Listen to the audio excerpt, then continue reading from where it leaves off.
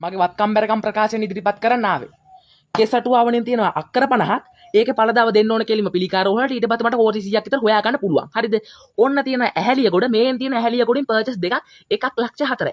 පල්ලෙහාට යනකොට මෙන්න තියෙනවා කටාන තියෙනවා බෝක්කුවක් කෝටි 10යි. ඊට පස්සේ එන්න ඕන නිකවැරටි හරහා බෙල්ලම් බැදි පැලැස්සට සානුවක් තියෙනවා කෝටි 15යි. හරිද? එතනින් කෙලිම පල්ලෙහාට යනකොට මෙන්න තියෙනවා තානමල්විල මෙන්න තියෙනවා තංගල්ල. මේ අතරමැද්දේ තියෙනවා වට්ටක්කම 100ක් විතර. ඒවේ වටිනාකම එකතු කරාට පස්සේ කෙලිම තියෙනවා කෝටි 500ක්. හරිද? ඊට පස්සේ මෙන්න මෙහෙම භගවන්තලා වහරහා එන්න ඕන කෙලින්ම බෝල වලාන තියෙනවා මචං. අන්න ඔයාලේ දැක්ක වගේ පට්ට මැණි පතලක්. හරිද? ඕකේ වටිනාකම මත කියලා නිම කරන්න බෑ. ඊට පස්සේ මෙන්න මෙහෙම පල්ලෙහාට යනකොට තියෙනවා පයියාගල. හරිද?